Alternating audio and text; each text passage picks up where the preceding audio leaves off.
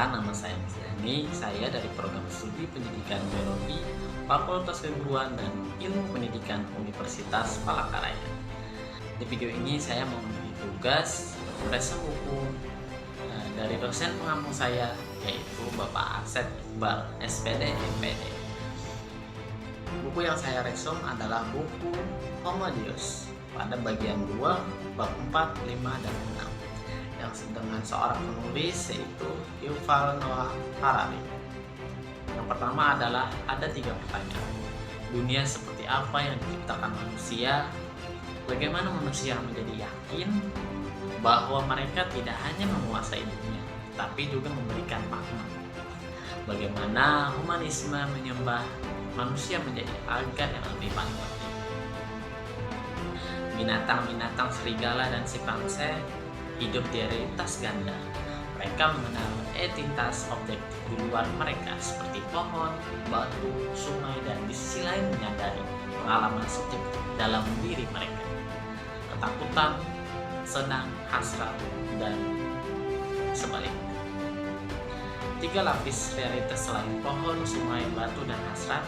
Dunia sang berisi cerita uang Tuhan, negara, dan korporasi seperti ungkapan sejarah dampak Tuhan, negara, dan korporasi itu.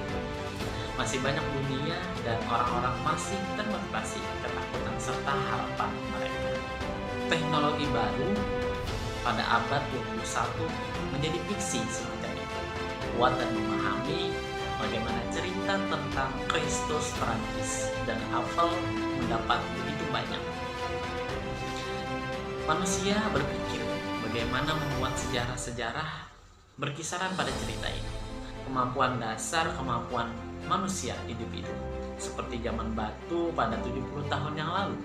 Revolusi kognitif yang mulai berbicara tentang imajinasi selama 60.000 tahun sapien. Pada tahun 1958, pemerintah Cina mendapatkan informasi bahwa produksi gandum tahunan meningkat dari dipercaya pemerintah, yang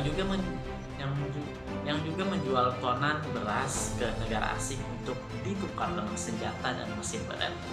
Namun penduduk Cina mati kelaparan terbesar di dunia pada saat itu.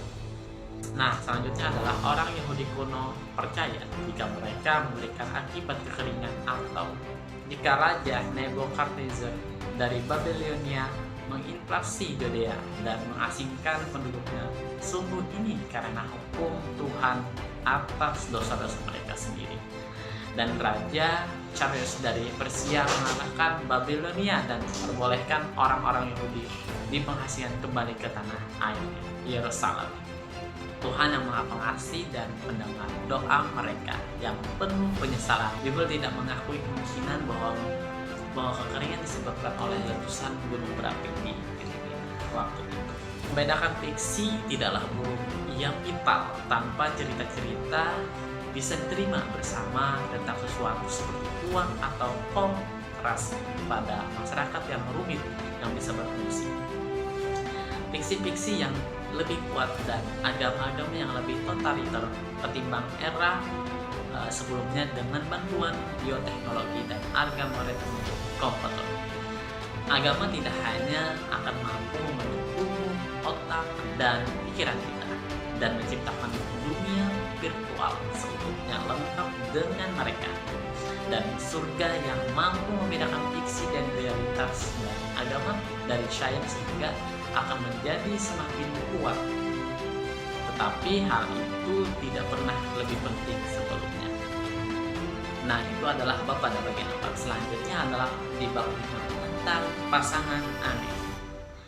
Tantangan-tantangan abad ke-21, kita harus menengok kembali salah satu pertanyaan yang paling menjengkelkan, bagaimana hubungan sains modern dengan agama. Tampaknya orang sudah mengatakan itu, namun dalam praktiknya sains dan agama itu seperti suami istri yang 500 tahun penyuluh pernikahan masih belum saling mengenal, masih mengimpikan Cinderella dan istri masih mengimpikan pangeran tampan. Sementara mereka terus bertengkar tentang soal giliran siapa yang harus membuang sampah. Kuman-kuman dan hantu-hantu sebagian besar salah paham berkenaan dengan sains dan agama merupakan akibat dari kekeliruan tentang agama. Para dokter modern menyalahkan penyakit pada kuman yang tak terlihat. Para pendekar bodoh menyalahkan penyakit pada arwah yang tak terlihat. Tak ada yang supranatural jika ada sakit kurang natural, apalagi hanya orang yang tak mempercayai arwah berpikir. Mereka terpisah dari tatanan alam, menyamakan agama dan kepercayaan terhadap kekuatan supranatural. Sama artinya dengan Anda bisa memahami semua fenomena alam yang sudah diketahui tanpa agama yang hanya merupakan suplemen opsional. Pada 1943 timbul pertanyaan, jika dibiarkan orang itu hidup, mereka akan menyebarkan pemerosotan dan kepunahan manusia. Bukan Herter, itu Herter menciptakan dunia. Mungkin dia akan menciptakan sebuah dunia yang di dalamnya hukum seleksi alam berlaku. Begitu juga pada tahun 2016 timbul pertanyaan, mengapa kita peduli pada HAM orang Islam di Timur Tengah? Semua manusia, bahkan manusia di Timur Tengah, memiliki sifat yang sama dan karenanya memiliki hak-hak alamiah yang sama. Ini bukan ide ayat akan keputusan parlemen. Ini parlemen menciptakan dunia hak-hak manusia universal. Pada 30 Maret 350 Masehi, Kaisar Romawi, mereka juga sangat mempercayai raja dan kaisar adalah wakil Tuhan. Konstantin merupakan salah satu sangat yang dihormati karena dia mengubah Imperium Romawi dan sebuah alam menjadi sebuah pangan menjadi Imperium Kristen dalam satu bentrokan antara dewa, kota, masa sekarang dan sebuah deret yang dikeluarkan oleh Konstantin yang agung. Pada abad ke-21, dogma-dogma humanis atau semakin diganti oleh teori-teori saintifikan murni, namun kesepakatan yang menghubungkan sains dan humanisme disambut dan membuka jalan bagi suatu jenis kesepakatan yang sangat berbeda antara sains dan suatu agama baru pasca humanisme.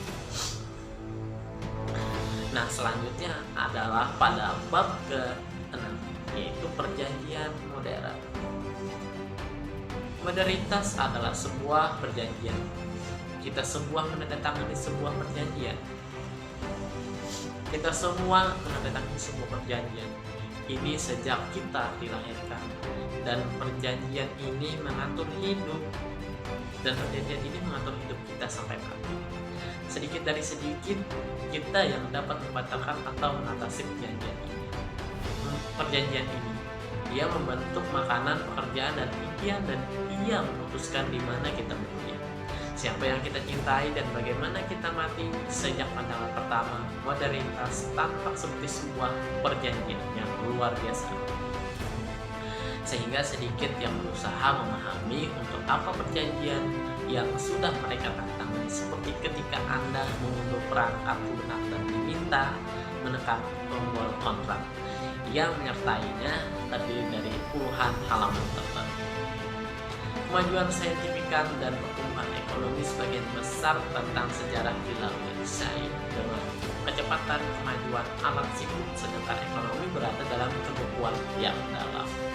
Maharaja India pada Sultan Ottoman, pada Sultan Kamarwa, dan pada Kaisar Hanjarang dan mempertahankan kebutuhan politik mereka untuk memastikan pertumbuhan ekonomi. Bahkan Mode Jogan Abe dan Presiden Xi Jinping mempertaruhkan karir pada pertumbuhan ekonomi, telah berhasil mencapai status standar hampir setara agama di seluruh dunia.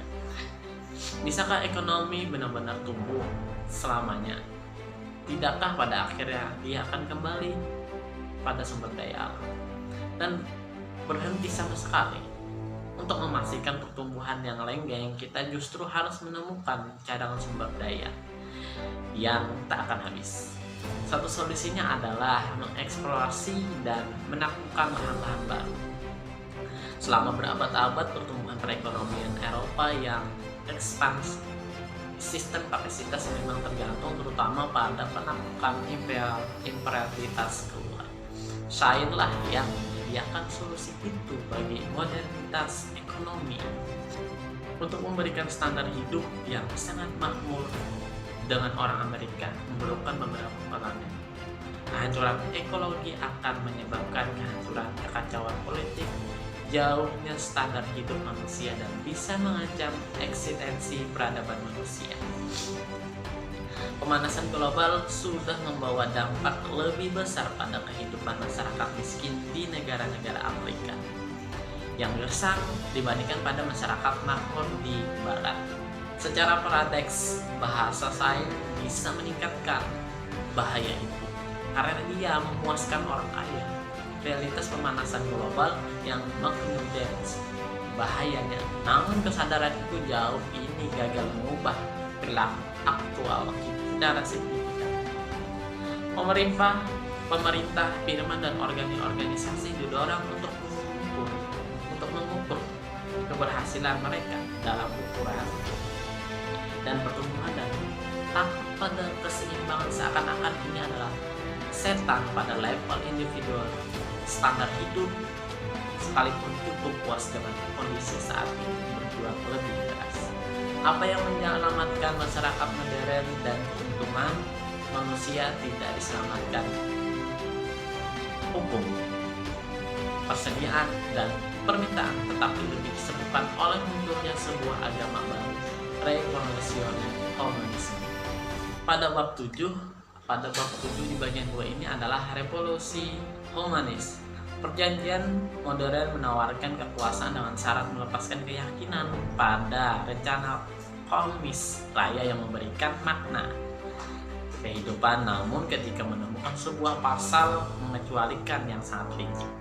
Jika manusia berhasil menemukan makna tanpa melibatkan pada suatu rencana kosmis raya, maka itu dianggap adalah pelanggaran kontrak. Pasal pengecualian ini menjadi penyelamat masyarakat modern karena memang mustahil untuk mempertahankan keturunan tanpa makna. Pada abad pertengahan, sumber segala makna dan otoritas bersifat eksternal. Karena itu, pendidikan fokus pada penanaman kepatuhan, perhafalan kitab suci, dan pembelajaran tradisi kuno yang para guru mengajukan pertanyaan kepada murid harus mengingat bagaimana Arsioteles Raja Solomon atau Santo.